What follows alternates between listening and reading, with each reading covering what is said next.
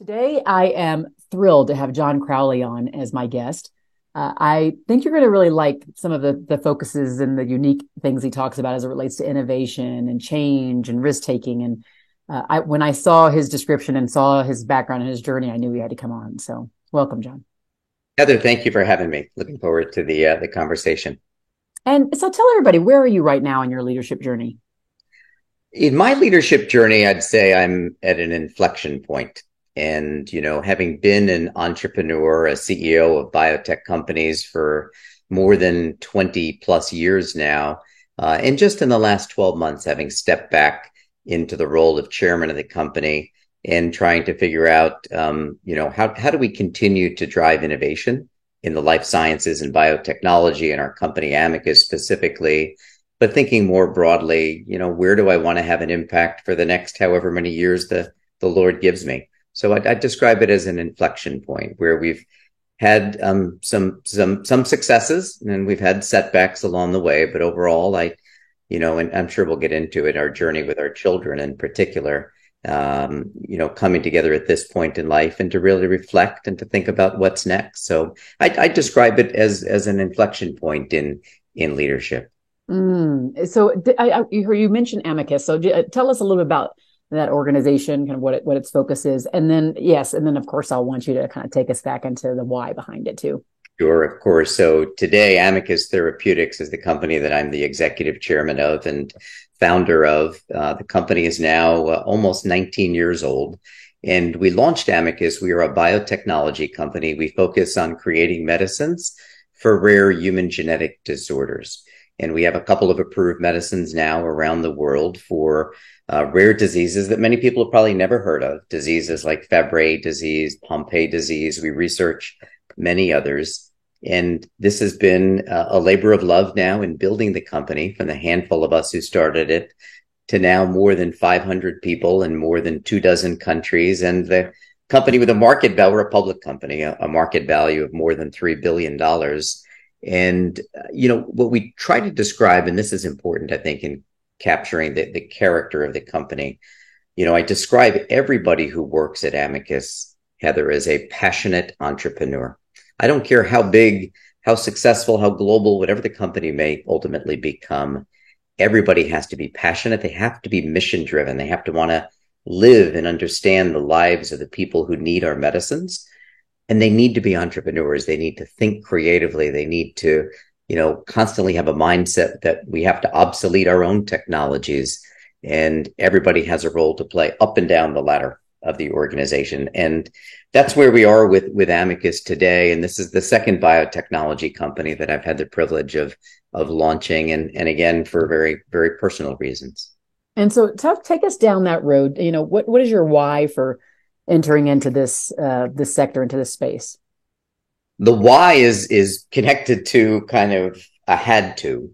And I never intended to be a biotechnology CEO or entrepreneur. In fact, I was terrible at science. I was just the other night at the Naval Academy, where my only friends left in uniform today are all the admirals and generals, including Admiral Catcher, who's the superintendent of the Naval Academy. So it's kind of neat. Fred and I sat together in freshman or plebe year English 36 years ago. And to see he and some other friends rise to the highest levels of leadership there. But I was terrible. I think I got a 19 on my organic chemistry final at the Naval Academy and swore to a career away from science. But then life intervened and we were, I was young. I had just finishing an MBA degree. And we had one son who was a couple of years old, John Jr. Our daughter, Megan, was born when I was in graduate school getting my MBA up in Boston, and seemingly healthy. But by a year of age, we realized she wasn't doing the things that a 1-year-old should do, pulling up in the crib, taking those first steps.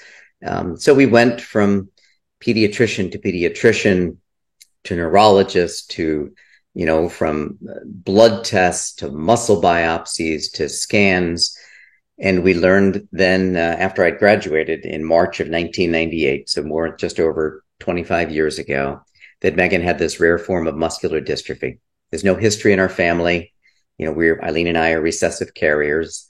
And just by happenstance, did we happen to have a child born with this disease. There was no treatment, no cure. Megan was 15 months old when we got the diagnosis, and we were told that our then 7-day-old son, Patrick, had a 25% chance of having the disease and needed to be tested. And he was quickly tested, and he also was confirmed to have the disease. And infants with Pompe back then didn't live to be but a couple of years old. And the doctor told us to go home and enjoy the time we had. And that, to us, after a day of a lot of emotions, we finally settled on determination, determined, I think, first to learn everything we could about this terrible disease, and then determined to do whatever we could to meet anybody, to try to change the outcome that the doctors told us was inevitable. And so that led us onto this very passionate journey into the world of biomedical research, science, medicine, innovation, ultimately entrepreneurship. Wow. I had, that's just a journey. That's a real big journey. When I have 4 kids, and when my first child was born, we went to the doctor like normal, or the last day they were going to release us, and that doctor checks the heart and checks all these things. And they say immediately, you need to go to a cardiac pediatrician, because your daughter, there's something going on with her heart. And so we were like, I just had a baby. Like, what? I'm so emotional. So we race from the hospital straight to this cardiac pediatrician. They do all the evaluations, and they see she has 6 holes in her heart. And we're just, and they said that there's a high likelihood that most of them will seal up or will close up by a certain age, but we got to keep checking. Of course, we're just in tears, not knowing what's going to happen. And they say this too. They say, and there's not many people, the one thing that she has only one doctor in the country has done it twice in his lifetime. And it was just all this sounds familiar. Yeah. And so, but I mean, luckily for us, all of them healed except for the one that would need surgery if it went bad, but it hasn't gone bad. So now she's 20 and she still has it, and we just check it every 2 years. But I could not imagine, because it wasn't your child's only going to live for 2 years. It wasn't that thing. It was just more likely there's going to be some surgery or open heart on your kid. And that was kind of what you're thinking. I couldn't imagine what you were going through with this message. You have the second. I mean, yeah. Oh my gosh, was your brain had to be upside down. You just had to be swirling at this point. I mean, brain, how did you get through it? Everything. Yeah. I'm sure, Heather, with you, when you had it, maybe without even in saying it, you and your husband, any parent who's faced with, a very young child having an illness, the thing that you think about is, first of all, why did this happen? Why them? And I realized early on, nature's not cruel, just brutally random. And then the thing you also think about is, boy, if there's any way I could wave a magic wand and take this, into me, if I could have this instead of my child, but you can't. And so you think about what's the next best thing you could do. And that was always the balance, right? As we got deeper into this, for the first couple of years, it was just an intense search for anyone who had any idea of how we could treat this disease. And it was my nights and weekends. I had $140,000 in student loans, and my dad was a cop growing up when I was young, and my mom worked as a secretary and a waitress. So we didn't have any financial resources, but we had a lot of passion, that's for sure, and determination. And so we went out and found doctors and researchers and others who might direct the research. And we realized, and this is true it's true with life, but broadly, but it's also true when you're dealing with a severe illness, anyone at any age. And it's not only dealing with the everyday consequences of the disease, the constantly worrying about what's next and getting a little bit weaker, a little bit sicker. It's the battle against not only the disease, but against time. And it always felt like the clock was ticking. And we finally got to the point about 2 years in, as the kids did get weaker and sicker and needed feeding tubes and, hospital stays, ICU, they had to be intubated and home on ventilators. So within that first 12 months, we went from, seemingly healthy, I hate to say normal, but, healthy, health-wise normal children, to all of a sudden 2 kids at home on ventilators. The disease never affects the mind. The kids were incredibly bright and precocious and tough. And our daughter, Megan, just the fight in her and Patrick's strength and character gave us the strength. We knew they wanted to fight, And so we told them early on we would fight too. And that's what we did. And then eventually after 2 years, realizing clock was winding down, that we had to do something and we didn't have much to lose. And so I quit my job. By that point, I'd moved from a consulting firm to Bristol Myers Squibb, a wonderful company, and had found a researcher who had some early ideas and technology that could be applied to Pompeii, and basically said, "What the heck? I'll help you start a company," because that was the one way I thought we could. As a not for profit, you can only raise so much money and do so much, but ultimately, medicines are created by entrepreneurs in biotech companies or in large biopharmaceutical companies, and that's what we needed to do. And maybe more than anything, Heather, we didn't want to look back years later and wished we had done something else. Wished we had. Mm. And so that launched us into that very first company. That was called Novozyme, and it was the one ultimately that became successful after lots of struggles and triumphs and drama. Enough drama that Harrison Ford made a movie about it, and ultimately we were able to get our children treated, and the enzyme therapy that they took in 2003, about 5 years after their diagnosis, when they only had maybe 6 or 12 months left to live. An enzyme replacement therapy to replace the enzyme that they couldn't make because of the genetic defect. And within 6 infusions, 12 weeks, the enlargement of their hearts, the left side was about 3 times normal size. The heart wasn't functioning. It's what would have killed them, the heart being a muscle, of course. And the hearts within those 6 infusions went back to normal size and function. And, Huh. look, we all have bad days and good days at work, and you try to remember and kind of relish those few good days. That was a really good day at work, Mm. getting those results.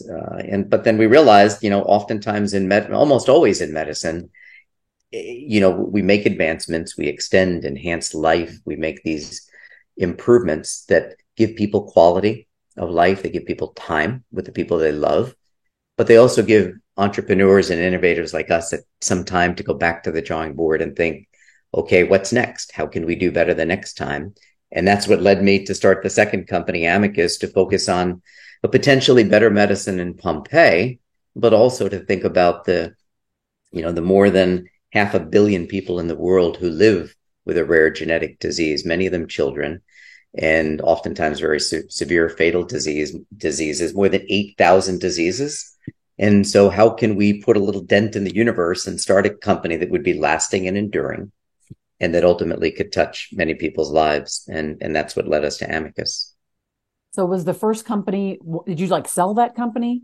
We did. We Okay. sold it to a larger biotech company, Genzyme, when I realized I Mhm. needed a lot more capital and manufacturing expertise, global clinical trial research. The first company we grew to about 100 people. It was very quick, fast. It was about 18 months, start to finish, from first handful of us. And we funded it initially with credit card advances, home equity loans.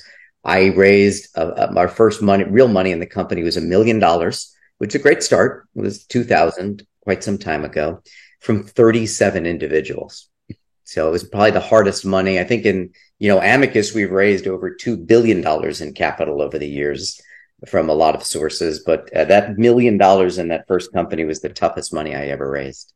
Wow. That is just, wow. This is so inspiring. I think the one of the things I I think think it's about exhausting, but that's it is exhausting. Well, it is exhausting 'cause I think that that's the thing is that we see the other yeah. side and we're like, oh, look at how he lived. Oh, look at this and and I'm like, yeah, no, there's always a story behind it.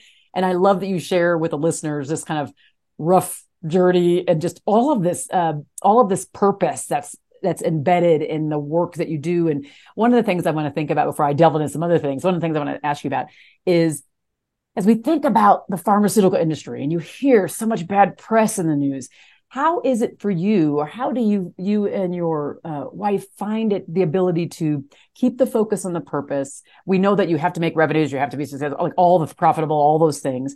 But how have you over these years kept the focus on the purpose, understanding it's about caring for others, helping others, extending outside yourself as much Yeah, all like profitable. This is what we think of when we think of the pharmaceutical companies and the yeah. biotech and all that, right? I think people need to realize just how difficult it is to make a new medicine, what it takes.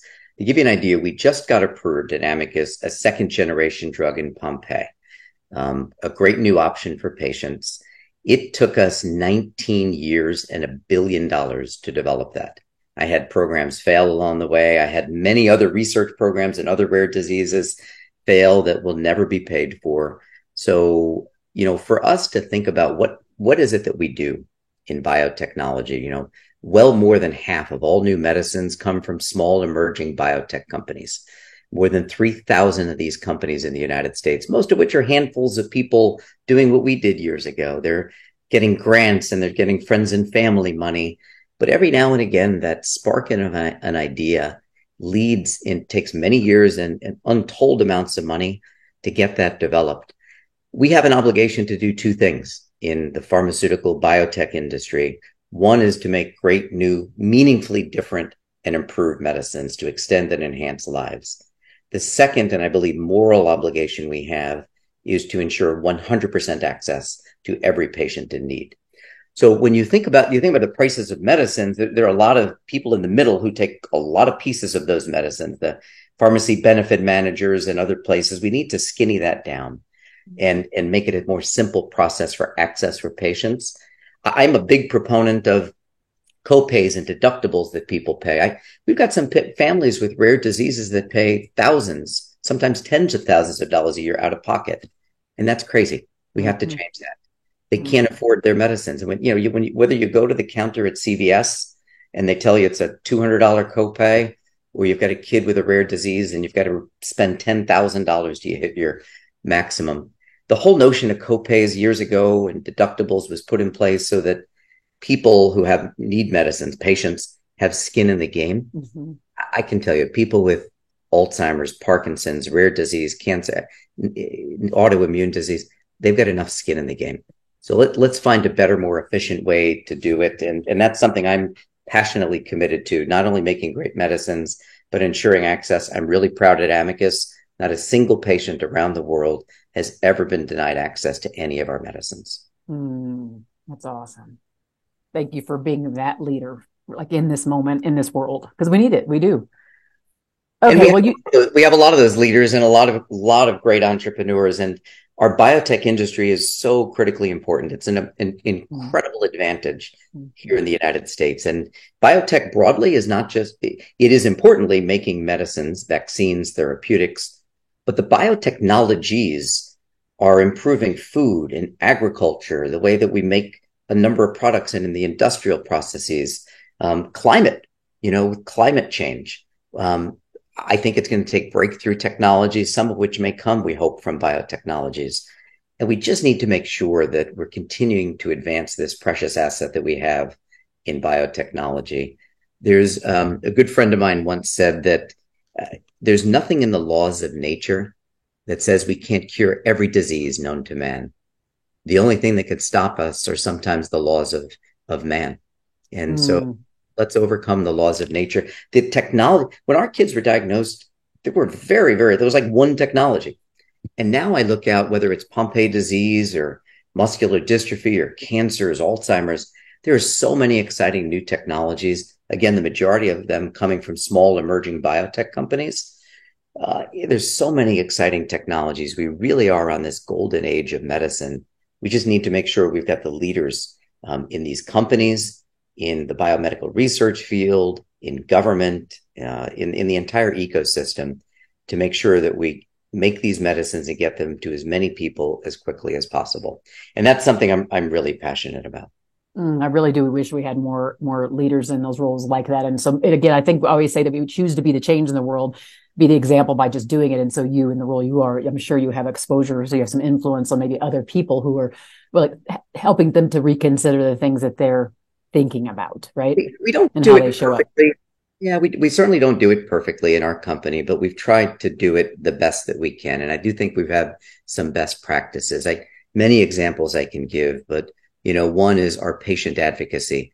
We've always had a chief patient advocate, a C-suite level executive who always reported to me when I was CEO, who reports to Bradley Campbell, our current CEO, sits in the board meetings, the executive meetings, is constantly the true north, the conscious of the company, to make sure we're always doing everything we can to think that every decision we make, if you had this disease, whatever it may be, or you were the mom or a dad of a child with the disease, what decision would you make? What's in the best? Our first and foremost obligation is to patients, people living with these diseases, and then all the other stakeholders around it. And those are the things we try to do. We make sure when we start a clinical study, a patient comes in as a clinical trial subject, which is sometimes, an enormous sacrifice for them. We make a promise to them. It's the Access Forever program. They come on an Amicus drug, they stay on that drug for the rest of their life. And if it means we're never paid for it, if it's never approved in their countries or it's never reimbursed by an insurance company, then so be it. That's our obligation to continue for their lives. So things like that can change, I hope, the narrative of who we are in biomedical research and biotechnology, because it really is a remarkable industry. So you talk a lot about the DNA of smart risk taking. What does that term mean to you, and why do you think it's essential for leaders today? You think about, when you go to your doctor and they're deciding a treatment, if you got an ailment, a disease, they look at everything, surgery, medicine, through a risk benefit assessment. A lot of people say we make risk benefit assessments implicitly every day when we get in our car, when we take an airplane ride, when we leave the confines of our home. And that's really, I think, what smart risk taking is about, looking at every situation, and particularly the most difficult situations, and thinking about it, what's the extent of the need? What's the extent of the urgency of a crisis, whatever it may be? And then to think about what are the risks you're willing to take. When we started that first company, we took every risk imaginable. Emotional, marital, financial, everything, because it was that important. It meant the whole world to us. And maybe that's an extraordinary example, but I think for all of us, whether you're growing a business, raising a family, working in your community, to think you've got to always take some measure of risk. How much risk are you willing to take personally, and how much risk does a situation call for in whatever you may be dealing with? And that's, we do it again implicitly every day, but sometimes you need to really look at it and really look at yourself in the mirror and think about, okay, am I willing to take this risk? Is what I'm working on, is what I care about, that important? And sometimes it really is that important. Yeah, I can think of certain times. I can think about it from a family perspective, personally, and I can think of it professionally. And I think whenever we can pause as leaders to evaluate our next steps, well, number one, that pause alone is going to inform us on a lot of the things. Maybe we pause and talk to some other people who know more. We pause and talk to some other people who can be objective. And in that process of that pause and evaluating that, then we can say, I think we're going to easily decide how we calculate this risk. If we just do it all on our own in a silo, do it quickly, then you're right, it may not be that intelligent. It may not be a smart one to take. Yeah, you want to be thoughtful about it. Sometimes you need to be analytical, but don't overanalyze every situation. Some of a good amount maybe of my leadership is informed by family, faith, but also my service in the military. And the leaders who I worked with, the leaders we followed, some of the most amazing examples of sacrifice. And if you're not familiar with the military, just Google, go online, look at Medal of Honor recipients, and just read, pick the conflict, pick the war, randomly pick the individual who earned the Medal of Honor, and read the statement, the award itself. And you'll just come away, very humble with a great degree of humility, and look at that situation. And again, these aren't people who would sit down and put together spreadsheets in the midst of an urgent crisis situation, combat, whatever it was, and think about, oh, should I do this? Should I do that? They just did it. A lot of them because it's who they were. And a lot of them, again, just did it for a greater purpose, a cause greater than themselves. And many of them made the ultimate sacrifice in doing that. So take a look at that. I think you'll find some incredibly inspiring examples of servant leadership. Well, thanks too for your service. I want to make sure I don't sidestep that. My great honor. So I am curious to know, as we think about the changing and the evolving times, how do you consistently innovate and evolve your leadership practices? Now, especially as the executive chairman of a company that you founded. I think, you might call it situational leadership. What traits of a leader do you need to exhibit at different points in your life and at different points along your journey and in the challenges that you face? I could tell you look at where we are today as a world. There is this increasing sense that something's not quite right in the world. There's a lot of good, a great amount of good, but there's a lot of a feeling of being unsettled. And look, I think you can probably go back to September 11th and the financial crisis, and now amplified through all the social media, this terribly polarized political environment, the international crises we're seeing, all of that, and then you throw in a global pandemic and the mental health challenges and the feeling of loneliness for so many people. All of that, I think when we look at where we are today, I think history will look at back in the last 20 plus years as a real inflection point in our journey. And it's really now for us to choose, what are the next 20 years going to look like? And the only way we're going to get through that is, people, yes, taking personal responsibility, but being leaders, everybody in different ways being leaders. And it doesn't mean you've got to, everybody's got to want to be president of the United States. God help us, although it seems like increasingly too many people want to be. But we'll let that process sort itself out. But to be a leader, and you don't need to change the world. Very, very few people have changed the world. But you need to think about what's most important in your community, in your organization, your church, your family, whatever it is, and think, how could you make a difference? And I've learned along the way that if you just start small, start by touching one life.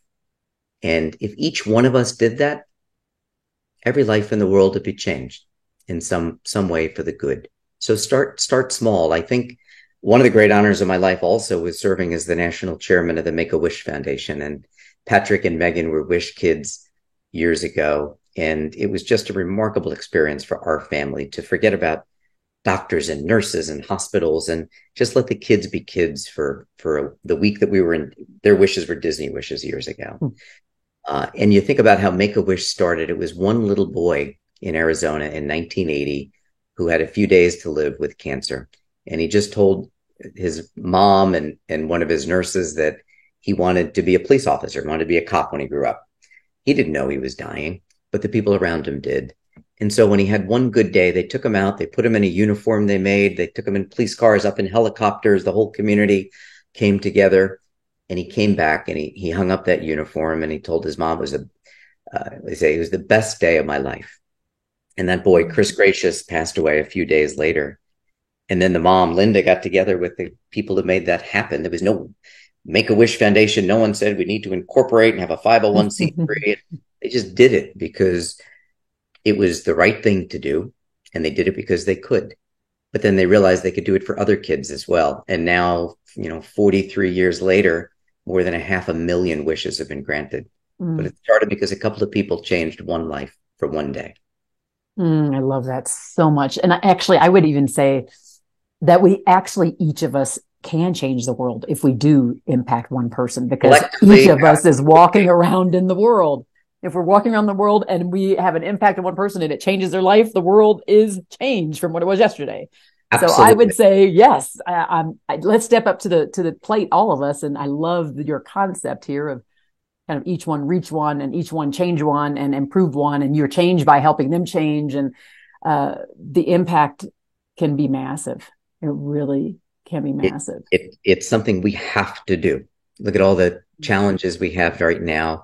Heather, the world is in urgent need of great leaders at the highest levels and in our everyday lives, and inspiring leaders. And, a lot of people talk about the most important trait of a leader is empathy.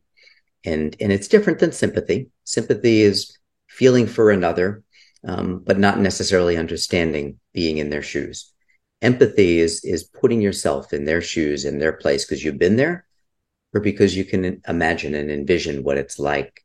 And a truly inspiring leader, I think, is somebody who realizes, and maybe this is too aspirational in itself, but I really believe it's somebody who learns to bond with the soul of another, and to really understand that other person, who they are, what they care about, what motivates them, so that they come together with a common sense of commitment and purpose.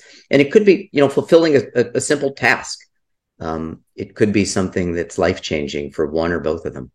And that's really ultimately, I think, what leadership comes down to. One of the things that uh, during the pandemic early on, I don't know if I was in a training or something. I don't really know what happened. It caused me to go look and do some research. And I'd up until that point really been talking a lot more about empathy. And I kind of have always done that, been the person who I'm an empath myself, so I'd already been talking about it. And I realized that what was even more important and empathy is embedded in it is compassion. And as we think of compassion, it's taking action on behalf of another person to alleviate their pain. And so I think what was happening is I was talking about empathy. I was automatically embedding compassion action in there, not realizing I was kind of talking about two different things. There's that sensing of the need of another, and then there's doing something about the need of the other. Yes. And so compassion now is the thing I really lean on the most because empathy is embedded in it. And it's Yes. just like, again, thinking about what you said earlier about the kind of reaching out to one, helping one type of thing is the compassion action. And if we had more people with or without titles, with or without stature, with any of that stuff, doing that, I think about like how much less loneliness would have, how much more connectedness and belonging would we have, like all the things that we are saying are so many big problems, how much less mental health issues would we have, all Yes. of those things if we leaned in more to compassionate leadership. I couldn't agree more. Such good stuff. I could just be in this, like we can have this conversation all day. But we can't. I So know. So I do have a question that's for so you. great. But please, okay. I do have just kind of one, and then we'll kind of wrap up after this. But so, is there a time, because we can hear as you tell your stories and you talk about the journey, that you are absolutely a leader with heart. You are a caring leader. What you do is driven by this deep purpose that stems from before, and you keep that as your North Star. But was there ever a time during this journey where you maybe don't consider yourself, or you wouldn't have considered yourself at that time, a leader with heart? And if there was, like, share the story with us, share an interaction or whatever. And then what did you do after that to kind of come out of it a more evolved leader? Maybe I'd go back to our IPO. So the first company was a real struggle and ultimately had some success. And with the book and the movie that was coming together, got a lot of, publicity, whatever you want to call it, around it. And so when we started our second company, we started Amicus, it was, I don't want to say it was easier, but it was more successful. I didn't have to take credit card advances. We raised $150+ million from venture capital firms in the first 2 years. We went public after just 2.5 years as a company. We had an incredibly successful IPO roadshow. All the big banks took us around, and you fly. First time I'd flown a private plane. You go around, and you start to feel like, I think maybe I know what I'm doing, and you start to feel pretty good about yourself. We go to New York. We open the stock exchange. I'm on CNBC. We're in the newspapers. And it's grueling, right? You're on the road for 2 weeks. We met almost 80 investor meetings. We had raised, $75 million. The market had valued our company then at $300 million at IPO. More than a dozen people in the company overnight were millionaires, at least on paper. So as an entrepreneur, a business person, an MBA, you feel pretty good about what you'd done. We knew we had a long journey ahead of us. We didn't know how long at the time, but I came home. We had the celebration in New York when the day we became public, but it had been a long business trip. And I think what every mom and dad does when they come home from a long business trip, you check on the kids. And I went in, I checked on John Jr. and Patrick, and they're pretty sound sleepers, and gave them a kiss, and they didn't stir. But then I went in and checked on Megan, who was about 10 years old at the time. And she's a light sleeper, and I gave her a kiss, and she woke up and she put her arms out and said, "Daddy." I said, "Megan." She said, "I missed you." I said, "I missed you too." And she asked, "How was your big business trip?" And I said, "Well, Megan," I said, "you'd be pretty proud of the old man. We did really well." And so I was feeling about as good as you can as a business person, an entrepreneur. And, I had the suit on, the power tie, the whole deal. And she said, "I know, Daddy. I saw you on TV today." I said, "Well, how did I look?"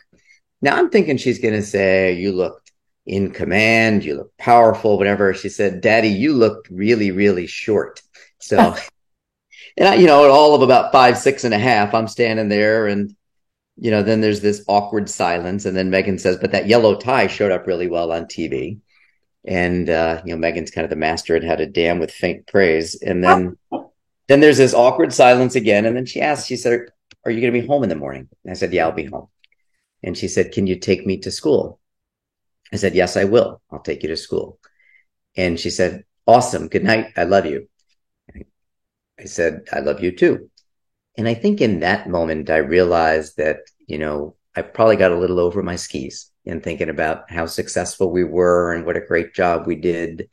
And I realized those fleeting moments of success, the true humility that needs to come with it. Because I think, and Megan, I'm pretty sure it wasn't trying to teach me a lesson. And it wasn't because she teased me about what I looked like on TV. The kids tease me all the time.